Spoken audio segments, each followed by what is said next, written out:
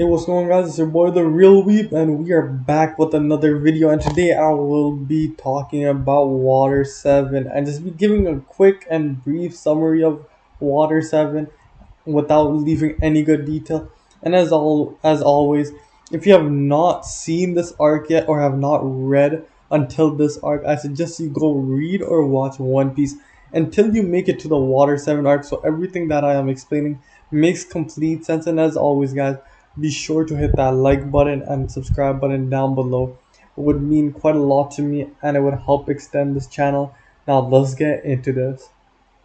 Now, from the arc before, after being attacked by Akoji, the crew was finally recovered and had returned to sailing. Along their way, the crew saw a giant frog doing the crawl stroke and wanted to eat it. Luffy ordered everyone to make the ship follow after it. They ended up on some train tracks underwater and were nearly run over by a train traveling on top of the water. The frog was sent flying by it, and they were amazed by this sight. On a nearby station, they met with the station master named Kokoro and her granddaughter Chimney, along with their pet rabbit, Gombi. After revealing that the frog Yokozuna was perfectly fine and that was always testing its strength against a train, Kokoro explained that the train was a sea train that connects several of the nearby islands and is called the Puffing Tom. She then told them that the log post would lead them to Water 7, a city of shipwrights where they could fix their ship, and told them to get help from a man named Iceberg, who was the mayor there. The crew arrived at the city, which resembled a fountain, and sailed through the canals into the city looking for a place to dock. But the people were kind enough to tell them where to hide their boat after stopping. A group of Luffy, Nami, and Usopp headed out to exchange their gold from Skypiea and find a shipwright, using creatures called Yagras to navigate through the canals. Later, Robin and Chopper decided to leave the Going Merry just to look around, and Sanji went by himself to do the same, leaving Zoro on the ship. While Chopper was in a bookstore, a masked man walked past Robin and simply said CP9, which left her in shock. When Chopper came out, Robin was gone. Meanwhile, several bounty hunters came onto the Going Merry to claim the bounty on the crew, but they underestimated Zoro's power and were quickly demolished. Luffy's group managed to exchange the gold for 300 million belly, and they went to dock one of the Galley-La Company. There they met Kaku, one of the foremen, who revealed that Iceberg was the mayor of Water 7 and the president of the Galley-La. Kaku did not know where Iceberg was, so he decided to inspect their ship in the meantime, using immense speed and leaping abilities to rocket across the city. Just after Kaku left, Iceberg and his secretary Khalifa introduced themselves to the three and he agreed to work on their ship. However, as they were about to enter the dock, the crew found out that all their money was gone and they saw it being taken by several people. Luckily, at that moment, another foreman, Polly, was running from tax collectors and knocked the robbers off of their Yagarables, but was about to use the money to pay his debt before another foreman, Rob Lucy, stopped them.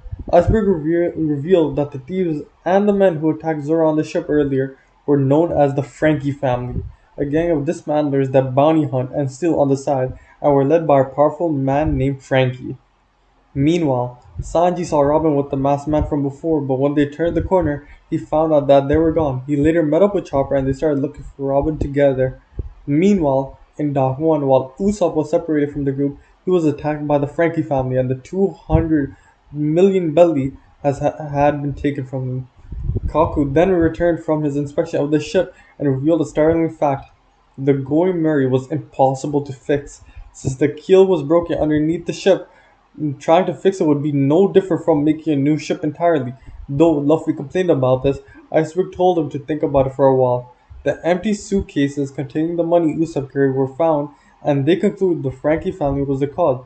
So Luffy rushed off aimlessly into the city, while Nami headed back to the ship after finding out about the location of the headquarters from the Galley-La workers. On the way, however, Nami found Usopp bloody and battered on the street and he deeply regretted letting them take the money. She left him there for now so she could get everyone else and explain the situation, including Sanji and Chopper, who had returned to the ship. At the Frankie House, the dismantler's headquarters, the stolen money was presented to Frankie himself, who revealed that the amount would be enough to buy what they had always wanted to, and left his gang a bunch of money to party with. As he was about to leave, the door exploded as Usopp walked in, demanding that he give the money back. After a failed attempt to attack Frankie, the others ganged up on Usopp once again. The other Straw Hats went to where Nami left Usopp, but all they could find was just bloody footsteps as Luffy fell from the sky after he explained that he was trying to leap across the city like Kaku. He was told about the situation outside of the Frankie house. Luffy, Zoro, Sanji, and Chopper stumbled upon Usopp's almost looking dead corpse, even worse than before. The four battled the Frankie family without Frankie being there and destroyed the building, but they found out that Frankie had left almost with all the money they had before, and at this point Luffy decided to abandon the Going Merry and buy a new ship. At the Going Merry, Usopp's wounds are then treated, and the news is broken to him that the Going Merry will not be able to be fixed. At first, he thinks they are all joking. When it is confirmed to be true, he then asks, "Is it because he lost all the money?" But Luffy insists that the money would not have made any difference, and the ship can no longer sail. Usopp gets angry and insists that the Going Merry is just as much as a crewmate as everyone else's, yelling that Luffy would trust strangers he met the day before and abandon a friend that was with him from the beginning. Luffy insists that he thought long and hard to make the decision and that if Usopp does not like the way he thinks, he should just leave. Sanji manages to get Luffy to calm down and the captain apologizes for what he has said. But Usopp says those were his true feelings and states that if they are going to abandon Mary, they'll have to abandon him as well. As Usopp leaves the ship with everyone else looking on, he turns around and challenges Luffy to a duel over control of the ship at 10 p.m. that night. On the ship, Nami tries to convince Luffy to resolve the matter with words, but Luffy points out that Usopp is not the type to just put his life on the line for things he did not strongly believe in. Once the challenge was issued, there was no turning back. Meanwhile, Sanji yells at Zoro for letting the Frankie family escape after they attacked him. If he did not let them escape, none of this would have happened in the first place. Now, Usopp and Luffy's battle starts, and without any shock, Luffy manages to beat Usopp, but then Luffy lets Usopp have the Going Merry, and the rest of the crew just leave the ship. The next morning, the entire city is in a frenzy with the news that Iceberg was shot. Upon hearing this at the hotel that the Straw Hats are staying in, Luffy and Nami decide to see the mayor while the others keep on looking for Robin. At the ruins of the Frankie house, Frankie returns and concludes that the Straw Hats were behind all of this. As it turns out, the other Frankie members were hoping their boss would want to avenge them and were keeping tabs on the pirates. They tell Frankie that Luffy is heading for Dock 1. Meanwhile, Iceberg manages to wake up and identify his attackers. One was a large man wearing a mask, while the other was Nico Robin of the Straw Hat Pirates. At the same time, it is announced around the town that Aqua Laguna, an annual high tide that engulfs the lower part of the city, is coming. So, Kokoro, Chimney, and a rabbit are on their way to Water 7. At Dock 1, Frankie attacks Luffy with a flame attack, leading the two pirates to believe he's a devil fruit user, until he jumps straight into the canal and attacks from there. After trading several more attacks, Frankie reveals that he's actually a cyborg, a human with robotic parts. Before the fight can go on for much longer, however, the Galley-La foremen intervene. At first, Luffy and Nami think they're helping them fend off Frankie, but then they start attacking Luffy instead. They reveal that the Straw Hats are behind the assassination attempt and are trying to arrest Luffy. After much fighting, with Luffy not fighting back, Frankie gets tired of everyone ignoring him and unleashes his ultimate attack, Coup de Vent, to destroy the entire dock. Luffy and Nami take this chance to escape, and Luffy decides to see if Iceberg is telling the truth. Meanwhile, the Galley-La workers are searching through the town for the other crewmates, and Iceberg statements printed all over the news. Luffy breaks in and rushes into Iceberg's room where he is being kept and being healed. When the two meet, Iceberg confirms that he really saw Nico Robin and then pulls out a gun, requesting that Luffy let him see her. Luffy says that he has no idea where she is, and Iceberg then shoots him, attracting the attention of the other workers, though Luffy manages to escape before they get there. Meanwhile, Chopper and Sanji find Robin, where Robin explains that there is a darkness in her heart that will engulf the entire crew if she stays any longer, and declares that she is leaving. Sanji tells Chopper to go back and tell everyone what happened, but he has something else that he needs to do in the meantime. Luffy, Zoro, Nami, and Chopper gather together and reach the conclusion that Robin may have been forced to do everything but the man in the mask. But Zoro points out that it would not have been good to have false hope. Either way, they conclude that there will be another attack that night and they should confront her over there. Meanwhile, Frankie decides to bring Luffy out of hiding by kidnapping Usopp and stealing the ship at the Galley-La headquarters where all of the workers and foremen gather to protect the director. In the Galley-La headquarters, Iceberg calls Paulie into his room and tells him something, and afterwards, Paulie leaves his guard post to go into another room, opening a safe case. The four remaining Straw Hats gather outside of the headquarters, hiding in a tree, observing the building for any events out of the ordinary when there is a huge explosion. At that point, several masked men in costumes, including Robin, rush into the building where who the workers assume are the Straw Hat Pirates. Nami, Chopper, and Zoro are looking at this outbreak while then Luffy decides to just rush in, but gets stuck in between the wall. While this is happening, the female assassin distracts the guard, showing incredible speed and the ability to jump while airborne. The man with Robin wearing a bear mask manages to enter Iceberg's room from the side using his Dodo no Mi fruit. He shoots Iceberg to weaken him, stating that they cannot kill him until they get the signal to, and leaves him with Robin while he handles the guards. The bear masked man easily takes care of the foreman Tillstone, demonstrating an ability to make his body as hard as metal. At this point, Iceberg reveals the identities of the attackers. They are the government agency, Cypher Pole 9, which was mentioned before, who intentionally failed in the first assassination attempt in order to place the blame on the Straw Hats instead. They are after the blueprints for the ancient weapon Pluton, which Iceberg owns through inheritance from the great shipwright Tom. Meanwhile, Zoro, Nami, and Chopper break into the building thinking that Luffy would have distracted all of the guards but aimlessly rushing in only to find themselves surrounded. As it turns out, Luffy got stuck between the two buildings as I said before. Meanwhile, Polly pulls blueprints out of Iceberg's safe only to encounter two men in a bull and a skull mask. Polly attacks both of them only to be beaten up by them very easily. Using the Den Den Mushies, the other CP9 agents are alerted to gather in Iceberg's room. In Iceberg's room, the four CP9 agents reveal their identities. The foreman, Lucy and Kaku, the secretary Khalifa, and the bar owner Blano.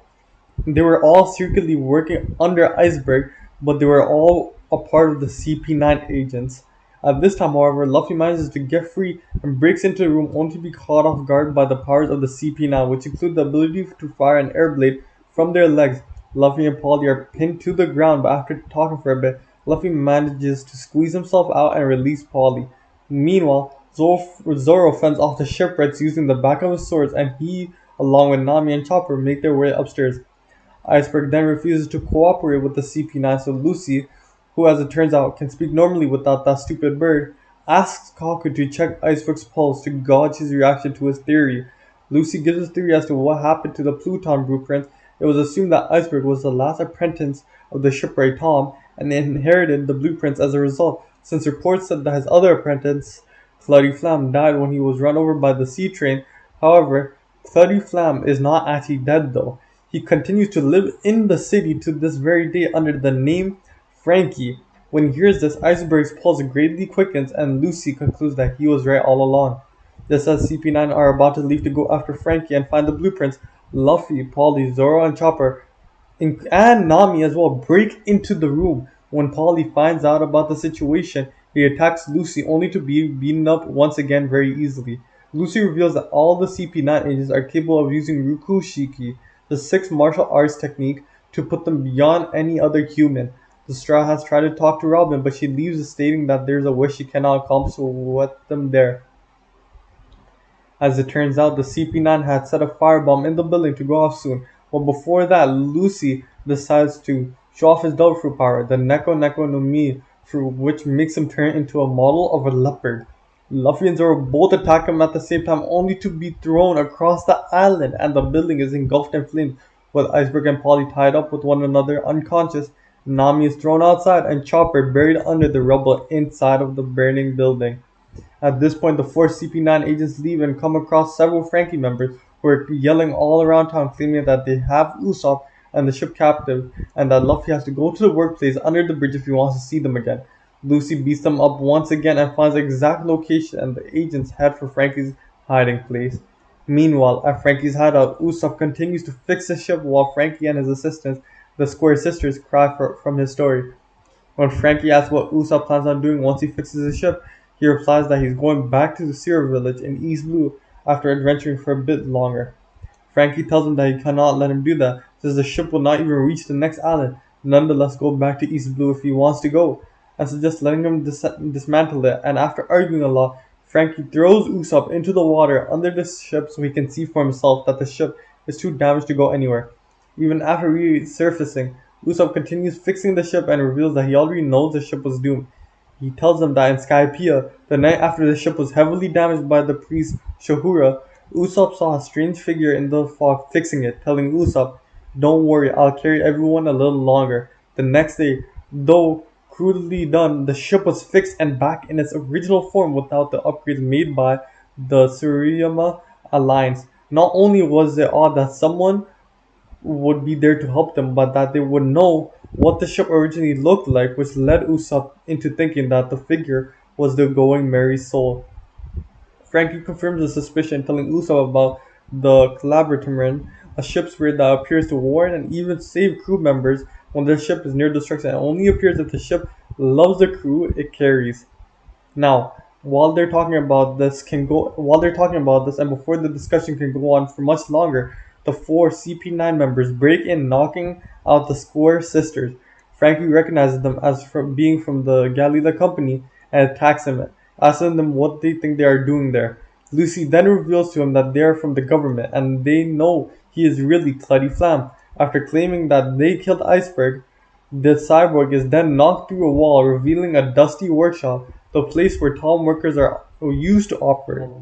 Now, this backstory is very, very big, so I don't want to cover all of it. So if you guys would like to cover, please search up for this. I do not want to cover this as this is quite long. So I'm just going to skip this really quickly and I'm going to move on to the next summary of the Water 7 arc. Now, as Frankie and Usopp are both restrained by the CP9 agents, Frankie is told that their commander would like to talk with them.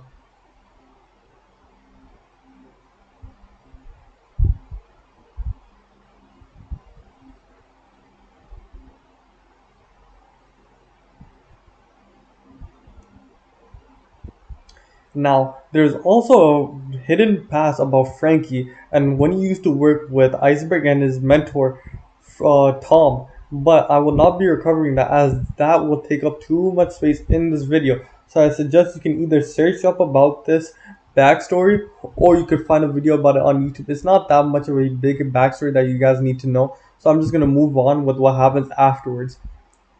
Now, as Frankie and Usopp are restrained by CP9 agents, Frankie is told that their commander would like to talk with them, as it turns out the leader of the CP9 is Spandam, who now has to wear a leather mask to cover his wounds, and he states that he will make Frankie pay for what he did to him before. CP9 decide to arrest Usopp too, as even though he left the crew, he still claims to be a pirate. Kaku then notices that they still have not gotten rid of the ship and releases it into the storm of the Aqua Laguna. Meanwhile, at the Galley-La headquarters, Iceberg, who was saved by Chopper at the last minute inside the Galley-La headquarters, and Nami manages to regain consciousness, and Iceberg requests to the other carpenters that they speak alone. Iceberg then reveals that Robin told him that the CP9 could call for an island-destroying fleet of battleships known as the Buster Call, thanks to permission from Akoji, and that they would use on the Straw Hat Pirates if Robin did not help in the assassination of Iceberg and come with them to be executed at Annie's lobby. In other words, the goal she cannot reach one with the Straw Hats is for the 6 crew members, excluding herself, to leave the island safely. With that knowledge that Robin did not betray them, Nami rushes to wake up Chopper. Polly wakes up and tells the other shipwrights that the pirates were not the assassins but lies, that he did not see who the attackers really were, and that Lucy, Kaku, and Khalifa were at home. Nami rushes to stop the sea train led by Polly and several other Galley-La workers, while Chopper and the other workers search for Luffy and Zoro. At the Blue Station, the 4 CP9 agents, along with Corgi and their prisoners, board the sea train as Sanji observes the situation. Due to the severe weather conditions, the sea train is forced to depart from the station early. As the train starts to leave, Sanji sneaks on board, but Nami and the others get there just in time to see it leave. Thankfully, the carpenters find a note from Sanji that states that he's on the train along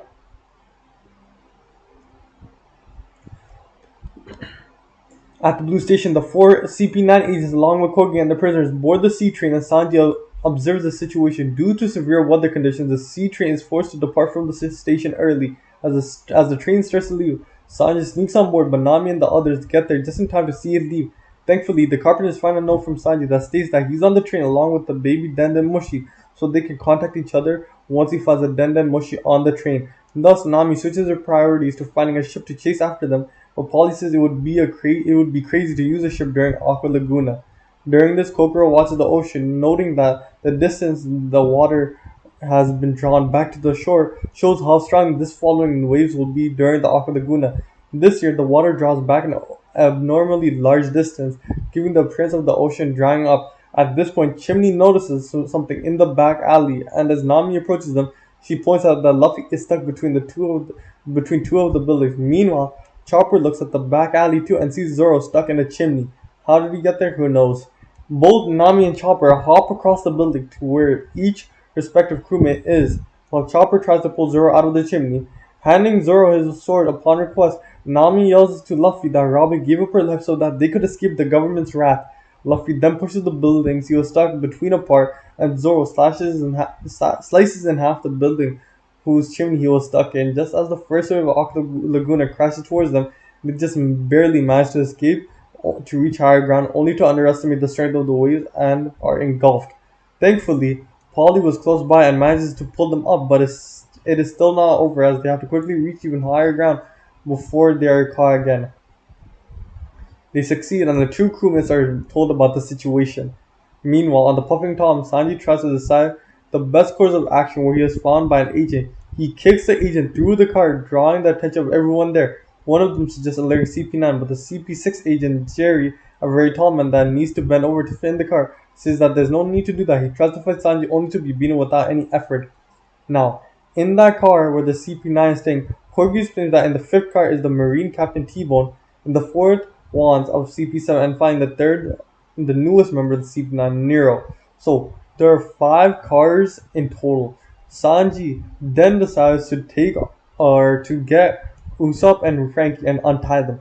They then go on to warn Nami and tell them about the situation that they are in. Sanji, Usopp, Frankie then go on to fight every boss in each of the levels until they can meet Robin again and try and get her back. Now, as this is happening, Nami, Luffy, and Zoro then have to are then with Iceberg asking for a way to go to Annie's lobby to meet up with them and to find Robin. They say that there is no boat possible for them to use to go across the Aqua Laguna as this year it is very dangerous.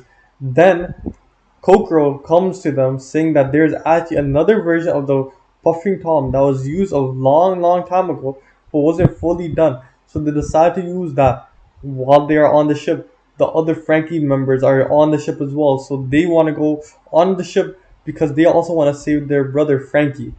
Luffy decides to take them along and they decide to use the prototype train. They then connect the train to the track and decide to head over to Annie's lobby. While they're on the way, they have a few casualties by fighting bosses from the CP9, but they overcome those casualties very easily. Now, Sanji, Usopp, and Frankie manage to see Robin and manage to get her back for a brief second until the CP9 agents reveal their true abilities and then proceed to capture Frankie yet again alongside of Robin. As Luffy and Zoro and Nami and Chopper head towards Annie's lobby, they then pick up Sanji on the way and then proceed to Annie's lobby, which is in Nearset, and that is where the next arc begins. Now, this arc impacted the anime in a very huge way. Firstly, by it being one of the most major arcs, and honestly, this is one of my favorite arcs in the entire series, if I'm being honest. This arc had one of the best backstories, introducing Frankie in his past, which led him to being a shipwright, and, well, spoiler alert, becoming one of the Straw Hat Pirates in the end. It also shows more of Roger's life as a pirate, as shown as his ship was called the Oro Jackson and was built by Frankie's mentor, Tom. Luffy and Zoro first began being recognized for their bounties in this arc as well.